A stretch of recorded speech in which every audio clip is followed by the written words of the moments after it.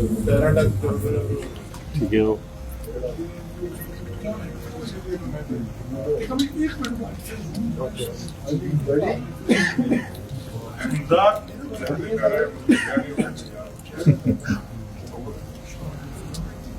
بسم اللہ کریں.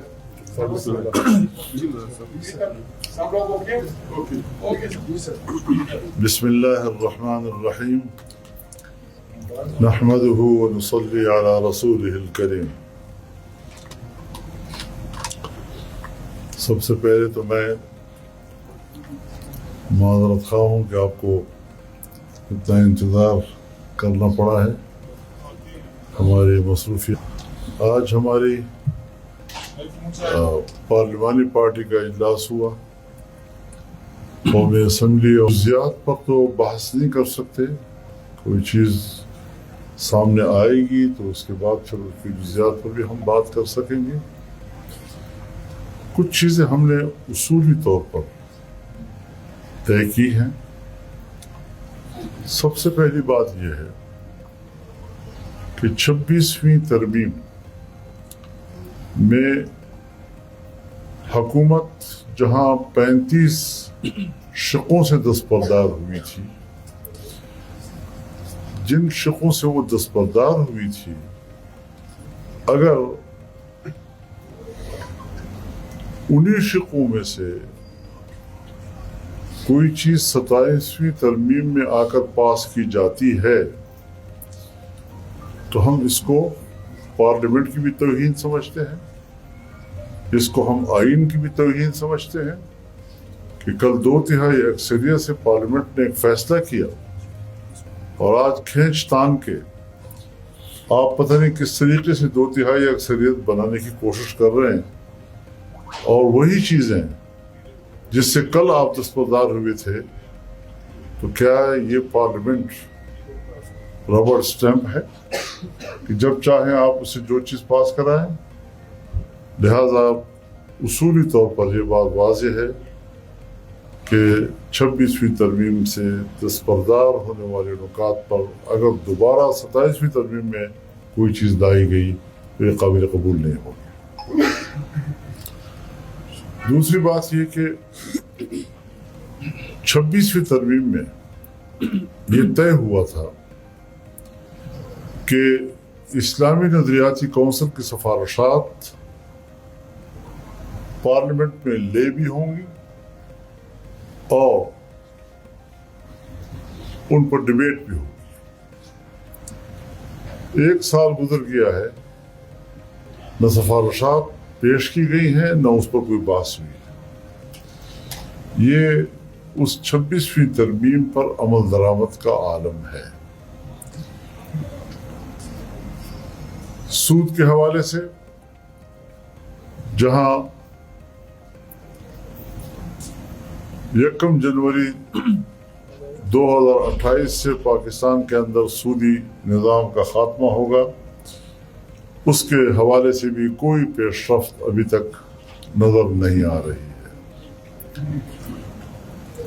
دینی مدارس کے حوالے سے رجسٹریشن کا مسئلہ قانون کے ذریعے طے ہوا تھا.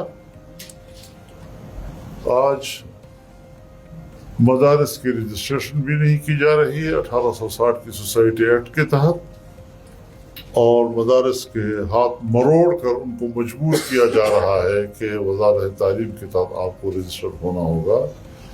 یہ اس قانون کی بھی توہین ہے، یہ اسمبلی کی بھی توہین ہے، اور حکومت دھڑلے کے ساتھ اس توہین کی مرتکب ہو رہی ہے. اس کے علاوہ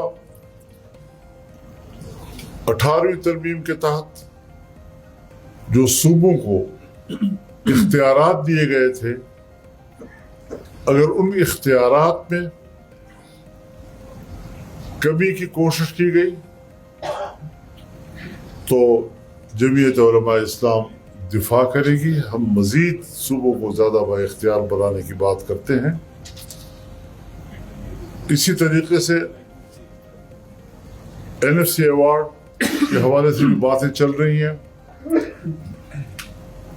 صوبوں کا جو حق ہے، آئین کہتا ہے کہ اس حق میں اضافہ تو کیا جا سکتا ہے، کمی نہیں کی جا سکتی۔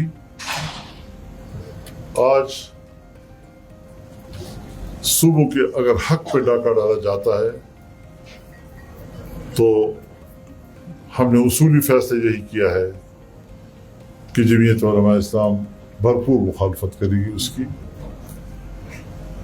تو یہ کچھ چیزیں ہیں جو اصولی طور پر ہم نے طے کی ہیں۔ مزید جب کوئی ڈرافٹ سامنے آئے گا تو پھر ان کی آپ نے NFC کی بھی مخالفت کر دی ہے، آپ نے اس کے ساتھ 26ویں آئین ترمیم میں جو منظور ہوا اس کا بھی مخالفت کر دی کہ اس میں جو چیزیں رہ گئی تھیں ان کو دوبارہ نہ لایا جائے۔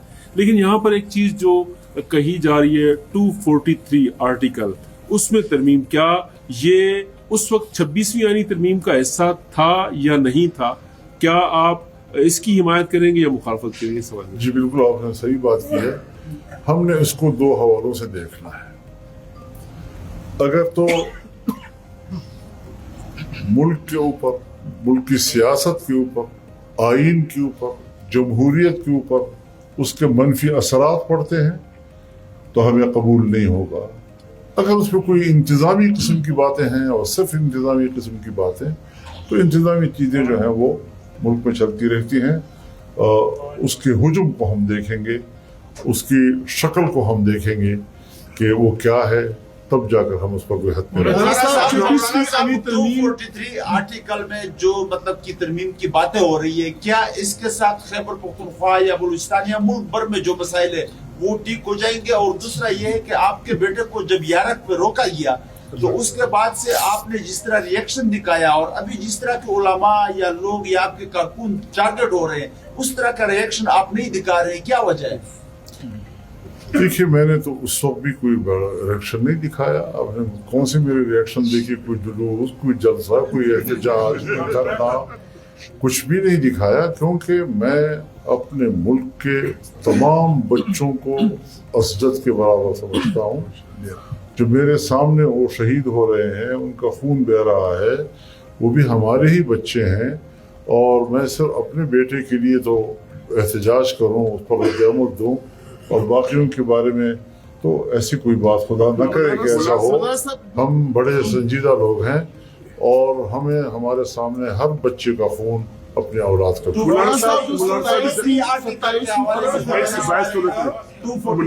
243 آرٹیکل پر میں نے جواب دے دیا ہے، تفصیل سے دے دیا آپ کو ہے۔ امید ہے کہ یہ سب کچھ اس کے بعد ٹھیک ہو جائے گا اگر اس میں ترمیم ہو جاتی ہے؟ حضرت ٹھیک تو کچھ بھی نہیں ہو رہا۔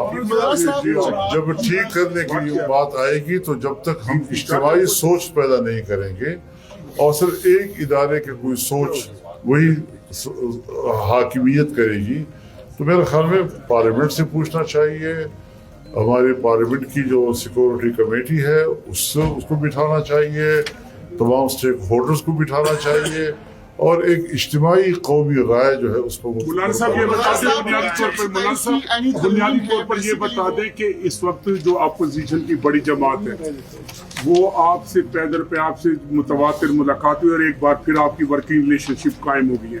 انہوں نے ایک آج اصولی بیانیہ یہ جاری کیا ہے کہ ہماری پارلیمانی پارٹی نے یہ فیصلہ